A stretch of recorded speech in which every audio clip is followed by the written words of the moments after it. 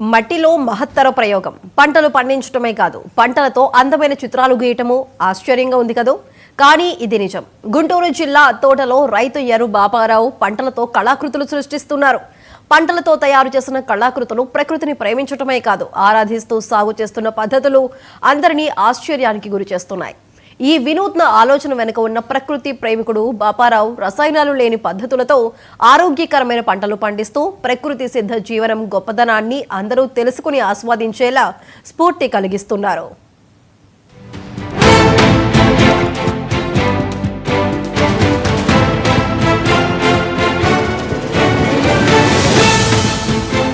పచ్చని పొలాన్ని తెరలా మార్చేశాడు బాపురావు. కళాకృతుల క్షేత్రంలో తలపడే అత్తోట పంట పొలం ఇప్పుడు ప్రకృతి ప్రేమికులకు, పరిశోధకులకు ప్రయోగశాలగా మారింది. ప్రకృతి వ్యవసాయం చేద్దాం, భూమాతకు జీవం పొద్దాం అనే నినాదంతో 100కు పైగా మేలు రకం విత్తనాలతో సాగు చేస్తూ బీడు పొలాలను సారవంతం చేస్తున్నారు. ప్రకృతి ఒడిలో కళాకృతుల సాగుతో వ్యవసాయంపై మక్కువ కలిగేలా చేస్తున్నారు బాపారావు. ఈరోజు మన భూమి భారతి ప్రకృతి వ్యవసాయ క్షేత్రంలో ప్రకృతి వ్యవసాయం చేద్దాం, భూమాతకు జీవం పోద్దాం అనే ఒక నినాదంతో మేము ముందుకు వచ్చాం. దీనికి కారణం ఏంటి అంటే, ఇప్పుడు మే నెల ఇది, ఈ నెలలో కూడా విపరీతమైన వర్షాలు పడుతున్నాయి, వర్షాకాలం లాగా. దీనికి కారణం వాతావరణ సమతుల్యత దెబ్బతినడం, అలానే ఎక్కువగా ఒకే రోజు వర్షాలు పడుతున్నాయి. ఎందుకంటే ఒక నెల రోజులు కురవాల్సిన వర్షాలు ఒకే రోజు కురవడం వల్ల అకాలమైన వరదలు, కాలువలు పొంగటం, నదులు పొంగటం ఇవన్నీ జరుగుతున్నాయి. చాలా మంది ఇబ్బంది పడుతున్నారు. దీని అంతటిని తగ్గించుకోవాలి అంటే మనం భూమిని చల్లబరచాలి. భూమిని చల్లబరచాలంటే 100% రైతుల చేతిలోనే ఉంది. ఆ రైతులు ఏం చేయాలి అంటే ప్రకృతి వ్యవసాయం చేయాలి. ప్రకృతి వ్యవసాయంలో ప్రధానమైన అంశం ఏంటంటే భూమిని సుమారుగా 365 రోజుల వరకు కూడా పచ్చదనంతో కప్పి ఉంచడం. ఇలా కప్పి ఉంచడం వల్ల ఏమవుతుందంటే భూపరితలం పైన ఉన్నటువంటి కార్బన్ లెవెల్స్, అంటే ఆ వేడిని వెదజల్లే ఈ కర్బనాలు భూమిలోకి ఇంకింప చేయటం వల్ల భూమి చల్లబడుతుంది. తద్వారా వాతావరణ సమతుల్యత మంచిగా అవుతుంది. తద్వారా ఇలాంటి అకాల వర్షాలు, వరదలు రాకుండా ఉంటాయి. రైస్ ప్యాడీ ఆర్ట్ విదేశాల్లో మొదలైన ఈ సాగు పద్ధతులు ఇప్పుడు తెలుగు రాష్ట్రాల్లో కూడా అందుబాటులోకి వచ్చాయి. పొలాల్లో పంటలతో బొమ్మలు, భూమిలో మొలకలతోనే కళాకృతులు తీర్చిదిద్దడం, ఇదే టాంబో ఆర్ట్. జపాన్లో పుట్టిన ఈ పద్ధతి ఇప్పుడు అత్తోటలో ప్రకృతి సొగసుగా విరపోస్తోంది. పంటల సాగుతో పాటు కళను, సందేశాన్ని జోడించి ఆలోచన రేకెత్తిస్తోంది. I done my graduation from Degree College Poonch. Then I done my postgraduate degree in rural development from Jammu University. Then I joined RYSS. Firstly, I come in RYSS as a job purpose, not with full mind like natural farming and knowing about natural farming.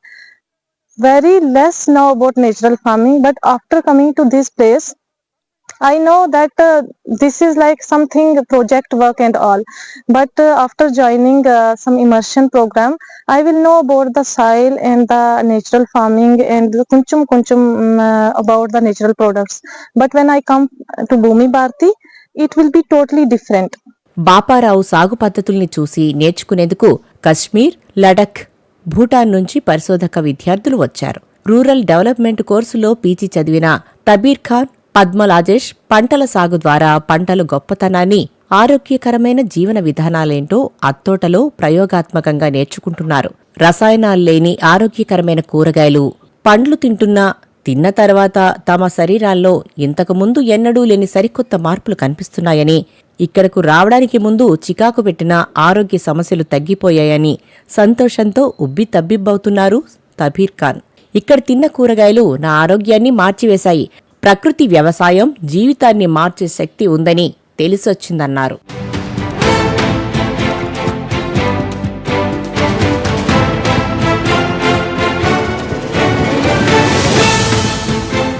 భవిష్యత్తు కోసం ప్రకృతిని కాపాడాలన్న సందేశం, 365 రోజులు భూమిని ప్రేమగా సంరక్షిస్తే ప్రకృతి వైపరీత్యాలు ఆగిపోతాయని నమ్మకం బలపడుతోంది. పంటలతో బొమ్మలు వేసి సందేశమిచ్చే బాపారావు ప్రయోగం ఇప్పుడు పర్యాటక ఆకర్షణగా మారుతోంది.